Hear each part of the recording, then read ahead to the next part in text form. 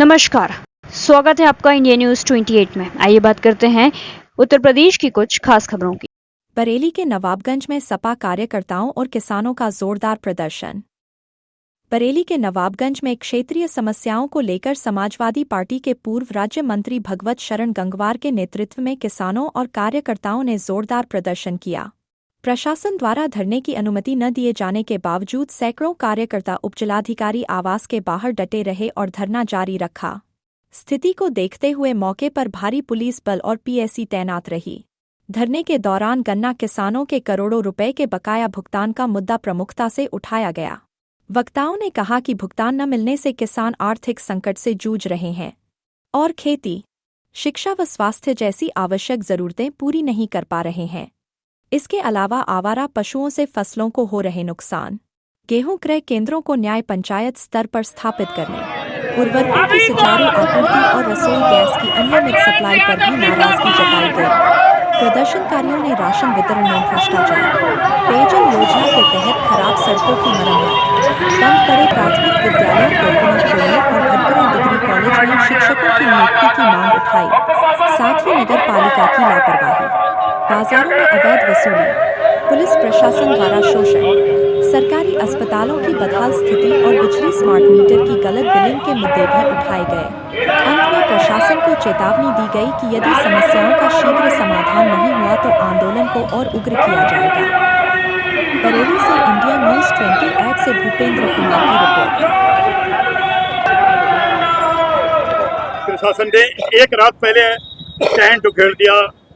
जो लोग टेंट लगा रहे थे उन्हें थाने बिठा लिया। किस ढंग का व्यवहार रहा प्रशासन का? सबसे पहले नहीं, हम तो माइक से अभी बस से बोला था, ये लोकतंत्र की धज्जियां उड़ाने का काम है और इनकी मजबूरी है।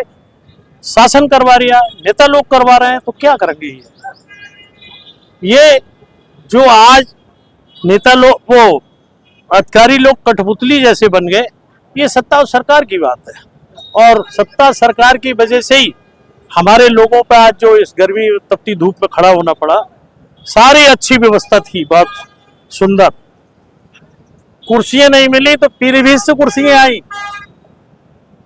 भोजीपुरा से कुर्सियां आई, कई जगह से कुर्सियां मंगाई थी कि आराम से बैठ के लोग सुने। तो ये गलत तरीका है, लोकतंत्र की हत्या है। और वैसे भी भारतीय जनता पार्टी लोकतंत्र में विश्वास नहीं रखती है और हमारा निश्चित मानना है कि जो दुखी होने का सवाल है, किसानों ने आज जो दुख में अपने कि इन लोगों को काफी कष्ट है, उस कष्टों को दूर करने के लिए उनने जो सहयोग दिया इस धरने में आके, वो बहुत बड़ी बात है। जैसा कि आपने मंच से पहली बार कहा कि पहली बार ऐसा हुआ है कि 40 साल में टेंट नहीं लगने का। बहुत सही बात है, पहली बार। मंत्री जी, जब परमिशन नहीं दी, आपको इजाजत नहीं दी शासन ने, आप 8 बजे यहाँ बैठ गए। डर नहीं लगा प्रशासन का? जिस ढंग का खौफ का माहौल है प्रदेश में, बड़े बड़े समाजवादी पार्टी के नेता, बड़े बड़े मुस्लिम लीडर, अतीक साहब हो, मुख्तार साहब हो, आजम साहब हो, जेलों में ठूसने का काम कर रही है सरकार, या हत्या कराने को, उनको मार देने का काम कर रही है। नहीं, मार दिए। भगवत जी यहाँ के डट गए, डर नहीं लगा? ऐसा है, जो रात समाजवादी पार्टी और नवाबगंज के वो किसानों का जो अपमान हुआ, वो बहुत निंदनीय है। हमारा मानना यह है कि अपमान से ज्यादा अच्छा है मर जाओ, और हम आगे कहना चाहिए, हमने जो करेंगे कर लेंगे। अकेले बैठने का कारण एक था, 144 चल रही थी, कल से दुहाई दी जा रही है 144 की। एक आदमी पे 144 नहीं लगती, इसलिए हम अकेले बैठ गए। हमें मालूम था कि हमारे किसी भी प्रियजन को अगर ये मालूम पड़ जाए कि भगवत बैठा है कहना चाहिए, तो वो आ जाएगा, और वही हुआ।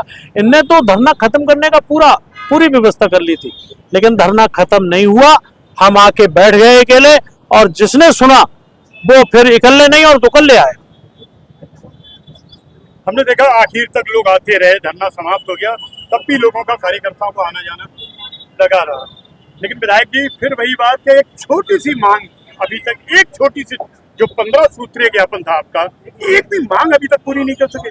आज एसडीएम कह रहे हैं कि हमारे हाथ में होगा, इससे पहले उन्हें नहीं मालूम उनके हाथ में कौन सा काम है, वो एक निपटा सकते थे। हमने उसी दिन अवगत कराया था। हमने ये एसडीएम साहब, आप भले भी हैं भूले भी हैं, जो गुण है उनमें वो कहना चाहिए। हमने भले भी हैं भोले भी हैं। इनमें ज्यादातर काम आपसे संबंधित है।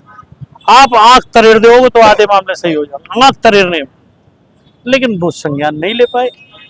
आज बहुत लंबी वार्ता हुई इस विषय पर, तो आज उन्होंने स्वीकार किया कि हमें देखना चाहिए, तो अब देखेंगे, और नहीं देखेंगे तो हमारे लिए लोकतंत्र में ये व्यवस्था है, हम फिर बैठ जाएंगे। मंत्री जी एक और सवाल, जब धरने पर आप बैठे सुबह से, हमने देखा लखनऊ से घंटियां बजने लगी, बड़े बड़े नेताओं ने जी हाँ, आपसे बात की, धर्मेंद्र यादव जी ने बात की, जी हाँ। और बड़े बड़े नेताओं ने बात की, क्या बात चलती रही?